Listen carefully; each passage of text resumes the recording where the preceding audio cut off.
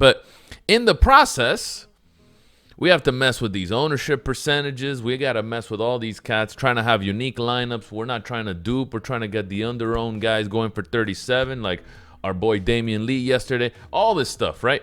And yesterday, my ownership percentages, Osimo's ownership percentages, heck, Brick ownership yesterday, because he was in the chat, said Middleton is going to be 42 or 45, 40, whatever, 40% owned.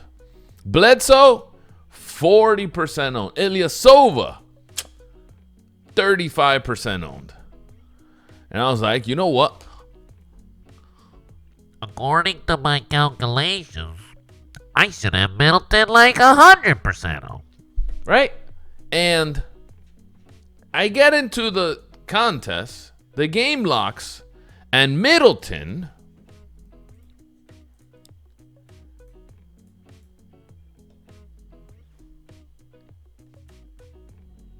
hello? What? How?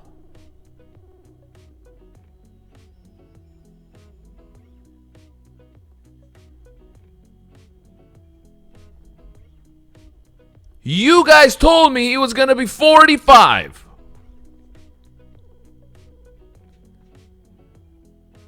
I remember 4th grade, they taught me that's not how 45 looks like. Not even close. This is the 555. Whatever. In the $6, he was also 70, 71, 72, whatever he was. So was Bledsoe, so was Urson. Look at the whole crowd up here. By the way, look how dumb DFS is. If you had the lineup of Middleton, Urson, Bledsoe, Oladipo, RHJ, Siakam, De'Aaron Fox, you scored like 360 yesterday. You scored like 360 yesterday. So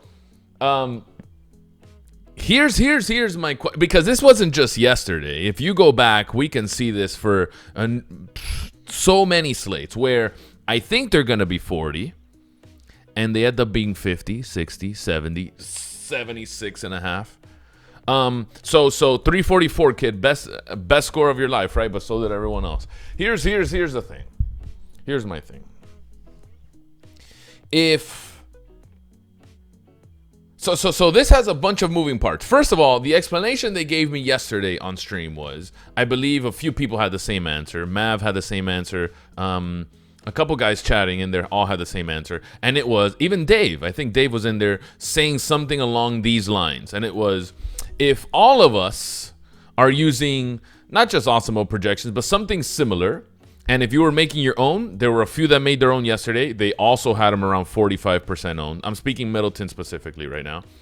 If you also have 45% owned, and you do the math to see how much you're going to play or how much you're going to fade or how much you're going to...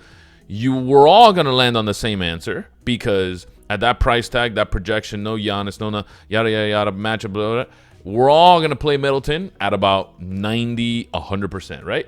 So, naturally, the 40% own we're projecting is actually going to be a little bit higher, since we're all studs now, and we all went to the school of, Siege is the best DFSer 3000 coaching. We're all going to play Middleton for 195% owned in our lineup. That's our exposure to Middleton. So, naturally, it's not going to be 40. Now it's going to be, 50, 60, 76. That was the explanation everyone gave me. If we're all using similar ownership projections, we're all going to have similar answers. We're all going to play a lot of Middleton. And now Middleton's ownership projection isn't going to be 40. It's going to be 60. And I was like, sure. But that has been the explanation for 2 months, right? That has been the explanation for 2 months already. CDL, thank you for the 6 months, my guy. That's been the explanation for 2 months, 3 months.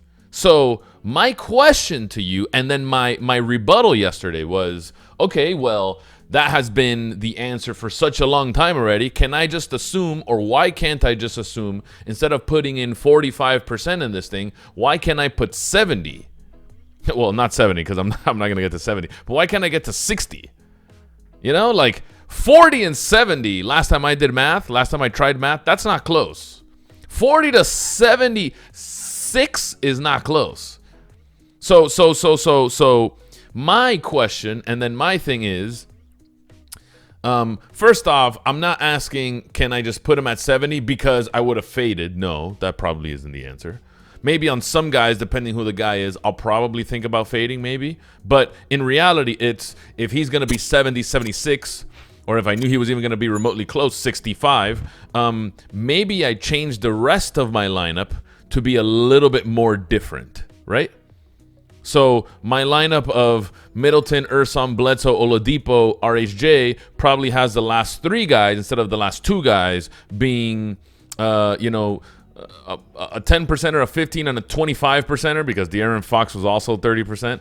Now I have a 2%er, a 5%er, and an 8%er or whatever, And that way I can actually get very different from the field and have a chance to climb the leaderboards. Yesterday we were saying in the middle of Manny and Chill was, dude, I have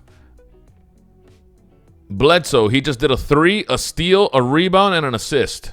I moved up like 7 spots. Middleton has 50. Nice. Didn't move. De'Aaron Fox, money by 46. Heck yeah, dude. They kept the game close.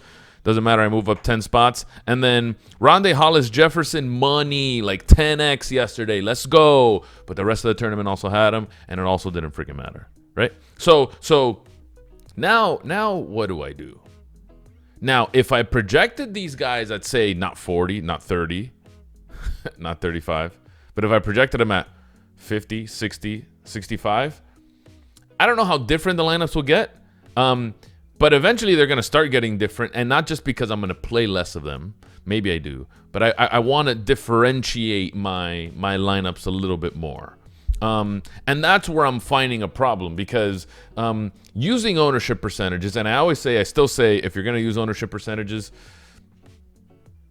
use Asimos. I think they're the closest. But I think the best ownership, and maybe it's a combination of this, maybe the best ownership right now is used by a lot of people, and more people little by little are starting to understand how to use ownership better, right? To where the 40% ain't never going to be 40%, my friends. It's just not going to happen. And that's pretty darn annoying, dude. You know what I mean? That's pretty darn annoying because I'm doing these calculations and it's not coming out the way I want to. I want to be different. I want to be unique. I want to not have dupes. I want to not have, and that's pretty darn frustrating. It is very, very frustrating. So going into the fadeaway yesterday, oh man, Pet, you're gonna hate this, but yesterday, this is the big $15, 35,000 people tournament. Just sorting by dupes. Whoa! And it cashed? Pet, where did you buy your lineup from, dude? Hamami went out of business.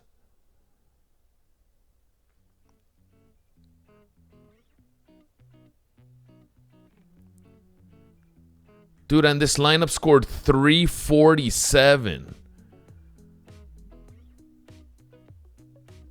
Like, it's one of those things to where it's man, bruh. It's we're there, family. Look how crazy NBA is right now. Look how crazy NBA is right now. And it's just like, all right, well, I mean, nothing else we can do about it, right? Nothing else we can do about it, right? It is what it is. So my question to you guys and the discussion I wanted to have is, should we be adding, and I know Brick did a video on ownership and the accuracy of ownership and how much it matters and whatever.